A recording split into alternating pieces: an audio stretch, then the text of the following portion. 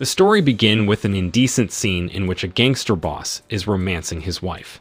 This gangster boss is named Sun Quan. He is the most powerful gangster in Hong Kong. In addition, everyone in Hong Kong is also afraid of him. Moreover, he and his henchmen often commit murder for the benefit of the gang. After the two of them finished their romantic act, Sun Quan's wife suddenly said that she wanted to leave with her children. She couldn't bear the life asp a gangster's wife. Not accepting his wife's words, Sun Quan immediately finished her off violently. He then realized that his daughter, named Kim, saw the incident. The child, of course, was immediately frightened. Then Kim ran away from home.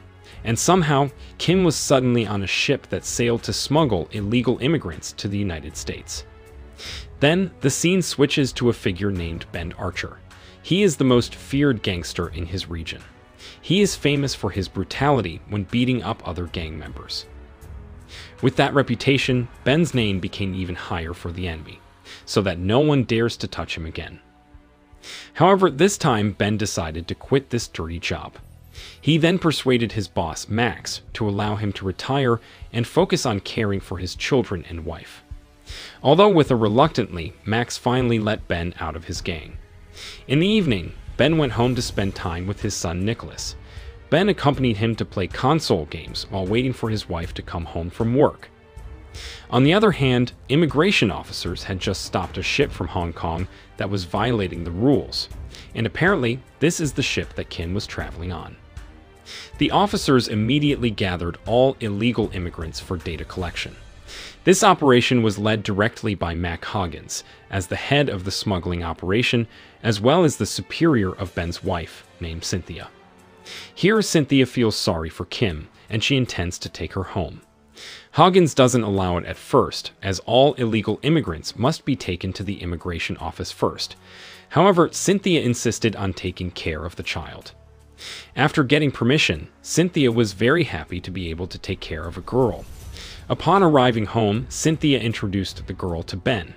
Feeling sorry for her, Ben also gave food to Kim, who looked very hungry.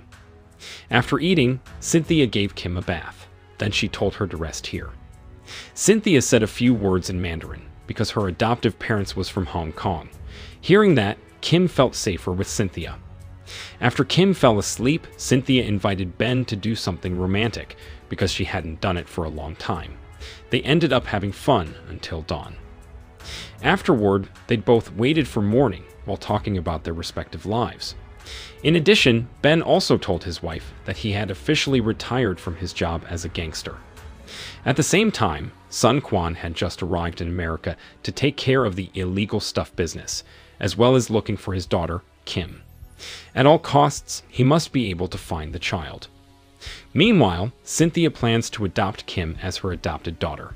She has heard what happened to Kim's mother, who was brutally murdered by Sun Quan, her own father. But unfortunately, the government would not allow Cynthia, as they intended to deport all illegal immigrants from Hong Kong. A pitying Cynthia asked for a week, during which she would prepare all the necessary documents in order to adopt Kim. However, it looks like Cynthia will have a hard time with this, especially since Sun Quan has started to move to find Kim. In addition, Sun Quan also turned out to be in cahoots with Hoggins. He has been working with him for years, especially in smuggling immigrants and illegal stuff. Moreover, this time Hoggins provided information about Cynthia, who insisted on taking care of Kim. Without wasting time, Sun Quan immediately ordered his men to find Cynthia. On the other hand, Cynthia invited Nicholas and Kim to have lunch together at the restaurant owned by her adoptive parents. However, because Kim looked sullen, Cynthia's adoptive mother asked Nicholas to invite her to play outside. Not long after, Sun Quan and his men arrived at the restaurant. Then cruelly, they killed Cynthia and everyone in the place. They then looked for Kim, who escaped with Nicholas. At the same time, Ben had just arrived in front of the restaurant, and when Ben saw the gangsters with guns, he immediately shot with all of them. In a matter of seconds, Ben was able to finish them all off, but unfortunately, Sun Quan and his right hand had left first. Ben, who panicked, then entered the restaurant, and there he was very shocked when he saw Cynthia was lifeless. After that, Ben promised himself that he would avenge his wife's death as brutally as possible. Soon after, a detective named DaCosta interrogated Ben as a witness to the incident. However, Ben did not want to talk much to the police. In his mind, he only wanted to take revenge on the person who had killed his wife. But before brutalizing, Ben wanted to find Nicholas and Kim first. On the other hand, Sun Quan ordered one of his men to finish off Ben. Meanwhile, Ben is with his subordinate in the gang. Let's call him Tony. Ben asked him for help in finding a triad member named Andy Wong. Andy Wong is one of Sun Quan's henchmen, whom he had seen at his father-in-law's restaurant. In the evening, Ben went home to look for Nicholas and Kim. However, his 2 children were not there. Ben was increasingly furious with the circumstances that befell him, especially Cynthia's death, which made Ben desperate for revenge. And while Ben was remembering his wife, he was suddenly attacked by Sun Quan's men named Han. Han tried to kill Ben with his sword. However, after Ben got up and brutalized Han, Han was immediately frightened and finally ran away. Not long after, Ben was contacted by Max. His former boss said that Nicholas and Kim were at his house. Max has secured the 2 of them from the pursuit of the gangsters. Ben also rushed to Max's house.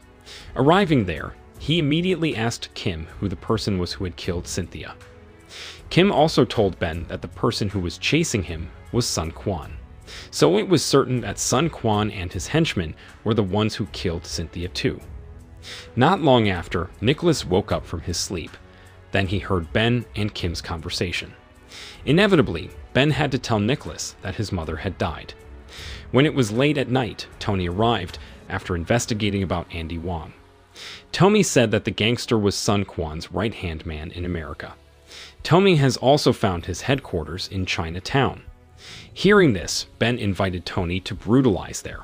Without wasting any more time, Ben and Tony immediately rushed to Andy Wong's headquarters. They arrived at the right time because the gangsters were making out, so Andy Wong didn't realize they were coming. Ben and Tony also used masks so that this brutal action was considered an ordinary robbery. After getting inside, they immediately killed all of Sun Quan's henchmen, who were there including Andy Wong, the Hong Kong gangster. Shortly after, Detective DaCosta and other police officers arrived to investigate the massacre. But strangely, Huggins also joined in. He is an immigration official who has nothing to do with the case. Huggins then went to Sun Quan's place to terminate his cooperation. He suspected that the massacre was carried out by Ben, and he didn't want to deal with the former gangster. But Sun Quan threatened to kill him if this cooperation was unilaterally terminated. The next day, Ben was still at Max's house, planning his revenge on Sun Quan. But as they were discussing it, DaCosta suddenly visited them. The cop wanted to interrogate Ben and Tony. Fortunately, they both had strong alibis. Besides, DaCosta didn't have any evidence to arrest them. As a result, he decided to return to his office. And before leaving, he mentioned about Huggins interfering in his investigation. Hearing that, Ben and Tony immediately moved to kidnap Huggins, but they didn't realize that Han was watching them both. Ben and Tony then took Huggins to Max's place to be tortured. In the end, he told them everything about Sun Quan. While having fun torturing the gangster, Ben was suddenly contacted by DaCosta, who found new clues about Sun Quan's group. Ben also handed over the torture of Huggins to Max and his men, named Raymond. Unfortunately, Sun Quan's men reached the forensic office first and managed to take the evidence, including the illegal powder. In addition, they also killed DaCosta and the forensic experts. Ben, who had just arrived, immediately shot one of them, then went after the others. Finally, Ben managed to knock the gangster down with his deadly kick. Ben then got off the motorcycle to beat him mercilessly. He then returned to Max's house to torture Huggins again. However, Sun Quan's men were already there.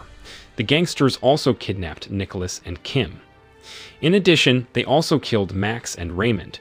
Seeing his son kidnapped and his friend killed, Ben immediately turned around and chased them.